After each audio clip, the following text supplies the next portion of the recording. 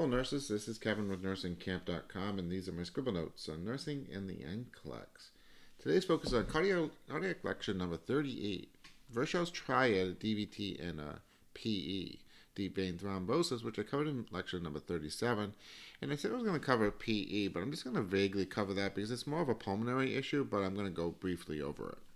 Okay, it's from my sticky note found on Nursing Camp and social media. This one right here. And let's get going. So previously I talked about CHEWS. And CHEWS are signs and symptoms of a PE. And when we were talking about calf pain, hormone sign, erythemia, warmth, and swelling, we also added D-dimer. And a D-dimer is a test, a blood test, that is evidence that there might be a clot in the system. Because this D-dimer ACE is an enzyme that tries to break down clots. And though it's not inconclusive as far as there's definitely positive for a DVT, it does say that there is something going on, that there is something breaking down clots in the body. So if it looks like a duct, sounds like a duct, it's probably a duct. All right, next thing is some things that we do for it.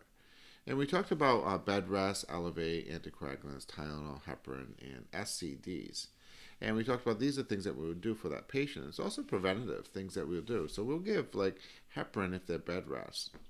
And that's sub-Q. This is preventing a possibility of a DVT. And that's because of Virchow's triad, which I'm going to cover today. Also, we do SCDs too. Even though if they're bed rest, we know that they're not moving. We need to get them mobilized like they are moving. So we put SCDs on them. Some other things that we do when they are positive for a DVT or pulmonary embolism, we anticipate specific things like anticoagulants, PT, PTT, heparin drips, and so on, and clot busters. All right, so let's get into Virchow's triad. And Virchow's triad is the reasons for a clot. Why would somebody get a clot? And there's three main things. Hypercoagulability is the first one. When they're hypercoagulability, and the things of hypercoagulability is this mnemonic, PEDS, right? So P stands for pregnancy. Now, pregnancy is because the collateral circulation of the blood. It's actually a lot more complicated because you have a baby going in there as well. So patients who are pregnant are at risk for DVTs, and also because their structure is changed as far as walking, different things, sitting, and so their demands of venous return is very high, and so they're higher risk for a clot. Also, so E is estrogen. Estrogen's therapy. So patients who are on the pill are at risk for hypercoagulability and also a clot. D, the D is dehydration. And I talked about that in my previous lecture. The viscosity of the blood starts to increase so much. And when we talk about blood samples, once they're dry, blood gets kind of sludgy and less plasma to circulate these red blood cells. And so they have a more propensity to start to clot. Next is sepsis. Now, sepsis is unique in itself.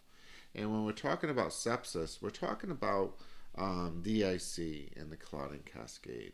Now, DIC and clotting cascade is a whole lecture altogether. But basically what happens is that in the clotting cascade, the person keeps on throwing these clots, and they start to lose clotting factors.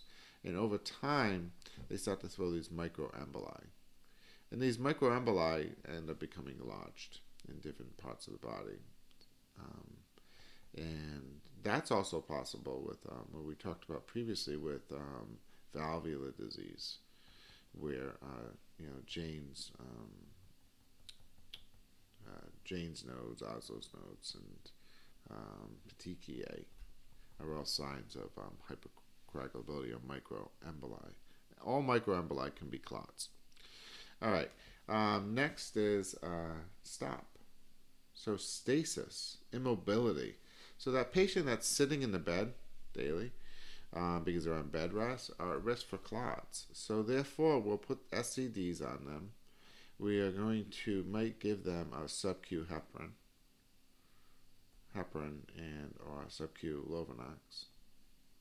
What's the difference between heparin and Lovenox? Well, it's MD, doctor, my decision. But it's a little bit more complex than that, billing, all that stuff. All right. Stasis, fibrillation, immobility, fibrillation. What are we talking about? Well, fibrillation is like SA node to the AV node, right? So a patient with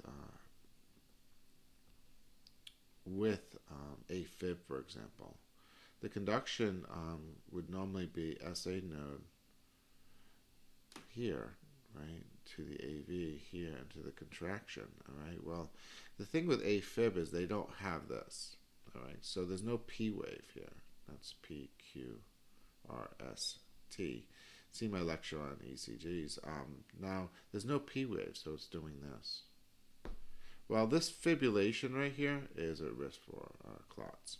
That's why they get put on Coumadin or Eliquis or warfarin. See my lecture on that. And then the next is trauma. So trauma in the sense of any kind of surgeries, right? Surgeries, when you have mass damage to the tissues, and you have always emboli that could navigate into the lungs or into the brain. Valve replacements. So see my lecture on PT, PTT, INR, where I talked about with valves, valves, PT 10 to 13, P10 to 3Ts, 3, 13, to 1 to 2, 2 to 3 is what they should be at if we want them coagulated. But valves, we want them 3 to 4. See my lecture on that. And the main reason is because of on a valve that is sitting in, it's foreign. So there's these kind of, areas that clot could kind of fall around. Atherosclerosis, talked about in the previous lecture, where, the clot, remember the damage to these vessels, you get all these kind of, microemboli, cholesterol forming. Well, these things can actually have platelet aggregation and send off a clot to different areas.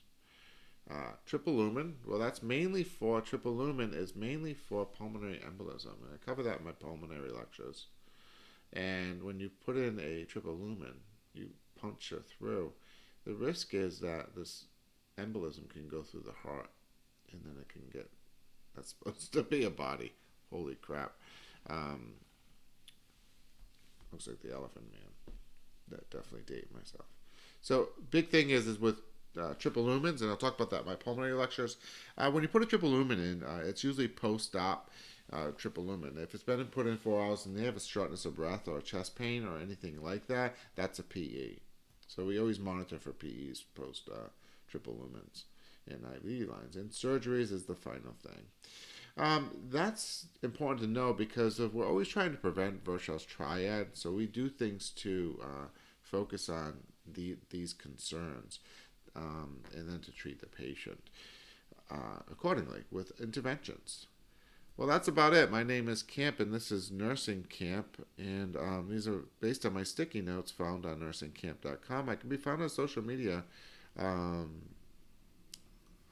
Facebook, Pinterest, Etsy. I have my study sheets on there, and say hello. And we'll see you next time. Cardiac lecture number 39.